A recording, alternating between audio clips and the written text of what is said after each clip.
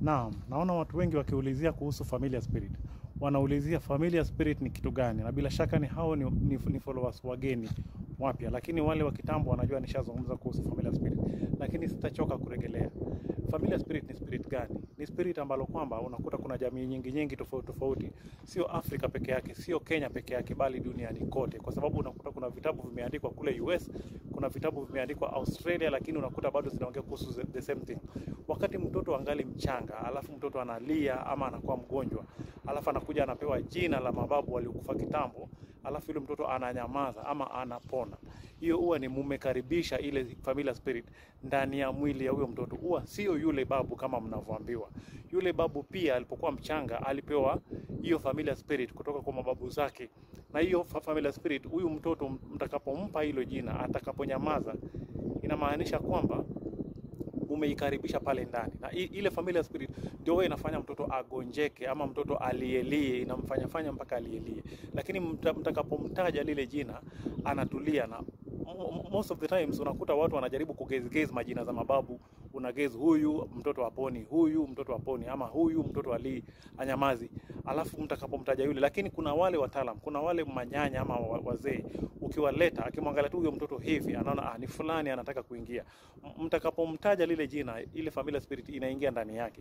Itakapoingia ndani yake, inafanya sasa yule mtoto anaanza kukua na behaviors, na yule mtoto atakuwa na behaviors za yule mtu mliyemtaja. Unaona? So si yule mtu, ni hiyo familiar spirit ilikuwa kwa yule mtu, ambalo kwamba ilitoka pia kwa babu wa yule mtu. Sasa ile familiar spirit itakapoingia, itakuwa inamtawala yule mtoto. Ndio unaona mwanadamu anakuwa na mambo mengi. Ukishakuwa na familiar spirit, the first thing ni kwamba hauna siri. Kivipi? Unakwenda kwa mganga, anaanza kukuambia mambo ya kwenyu, anakuambia kule kwenyu kuna kaa vipi, sijui mamako anakaa vipi, unashangaa amejua vipi. Hana uwezo ya kujua, lakini ile familiar spirit ikiwa ndani yako, yule mganga huwa ana communicate na ile familiar spirit lenye liko ndani yako, inamwambia safari ilivyokuwa. Unaona? Inamwambia mmetoka vipi, uko na matatizo yapi, inamwambia. Sasa unakuta yule mtu anakuambia mambo yako. Hata nini, kuna zile makanisa hawa watu wenye wanafunga vitambara hivi.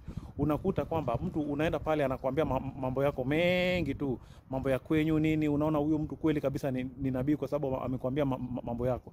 Lakini huwa si yeye anakuambia mambo yako kwa sababu yajua. Huwa ameambiwa na familiar spirit. Familiar spirit ikiingia ndani yako, inaanza kukutawala. Inaweza fanya usifanye kama unavyotaka. Ndio unakuta kuna jamii moja hata mtu hawezi inuka, wako level fulani. Hiyo familiar spirit yenye inatawala hiyo familia imewaweka level fulani. Yani hakuna mtu anaweza toka kwa hiyo familia akaomoka. Yani mtu akijaribu kuomoka anakufa. So akifa mnaanza kusema ameuliwa, lakini hapana. Ile kitu haiwezi kuruhusu mtu aende beyond that level. Na hiyo familiar spirit ndio huwa inakuongelesha. Sometimes unajikuta unajiongelesha ni kama mnabishana, ni kama mnaongea mkiwa wawili. Yani niende mahali fulani ama niende mahali fulani. Hiyo kitu ndio yani hiyo kitu inaweza kuwa inataka uende mahali fulani na wewe mwenyewe unataka uende mahali fulani. Sasa hii familiar spirit inatolewa vipi? Familiar spirit inatolewa kwa mtu kuokoka, alafu unabatizwa, alafu unakombolewa. Kukombolewa, ukienda kwa service za ukombozi, unakuta kwamba kuna sasa nyinyi mtasema ni pepo. Utakuta kwamba kuna pepo linajaribu kutolewa kwa mtu na inasema sitoki. Alafu inaulizwa wewe ni nani? Alafu inataja majina za mababu. Alafu inasema mimi nimekaa hapa miaka 30. Ukimwangalia yule mtu unakuta yuko na kama miaka 30 ama 31. Unakuta hiyo kitu inasema imekaa pale miaka 30. Inamaanisha iliingia alipokuwa ngali mchanga. Unaona? Na hiyo si pepo, hiyo ni familiar spirit. Unaona? Hiyo familiar spirit inatolewa kwa ile service ya ukombozi. Unaona? Na siku hizi kwa makanisa zetu service ya ukombozi, kwa sababu service ya ukombozi inataka mtu amejitolea kufuata Mungu. Mtu amejitolea kufanya kazi ya Mungu. Kwa sababu gani? Hizo vitu some of the times huwa unazitoa na zinakulipukia. Unaona, umetoa hiyo familiar spirit kwa mtu, inaenda kulipukia kwa mtoto wako. Na jambo moja ambalo kwamba unafaa ujue ni kwamba familiar spirit haiwezi ingia kwa mtoto kama wazazi watakataa. Atagonjeka tu, atalia tu. Lakini kama utaikemea, si lazima uwe uko na imani kubwa. hiyo imani tu yako ndogo. Kama utakemea ile spirit, mtoto ameanza kugonjeka eti mara anataka jina, wewe ukatae hiyo story ya jina na ukemee, ile familiar spirit haitaingia. Lakini sasa yule mtoto itabidi umweke kwa maombi. Yule mtoto anafaa kujazwa na Holy Spirit. Wakati wa ukombozi, yule mtoto familiar spirit inaondolewa na huyo mtoto anajazwa na Roho Mtakatifu. Sasa mtoto ikiwa ni mtu mzima, utakapokombolewa, ile familiar spirit itolewe na ujazwe na Roho Mtakatifu. Kuanzia wakati huo utaona hata reasoning yako inakuwa different. Umwaiona mtu mchafu, mtu hataki kuoga, anatembea tu akiwa mchafu, anakaa kama chizi, lakini ni mtu mzuri tu, akutuna akili timamu, lakini hataki kuoga, hataki kuwa mtu msafi. Lakini atakapookoka alafu akombolewe, unaona huyo mtu ameokoka na ameanza kuvaa suti na anaanza kuwa msafi. Si yeye alikuwa anataka uchafu.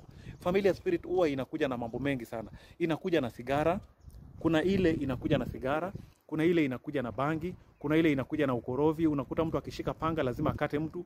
Kuna mtu anapenda tu matusi. Kuna mtu tu yani akitembea anafikiria kuhusu kutukana tu watu, yani ukorovi. Unaona? Si yeye.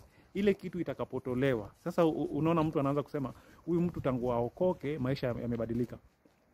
Sio kuokoka tu, ni kukombolewa, kwa sababu kuna wengi tu wameokoka na wamebaki pale pale.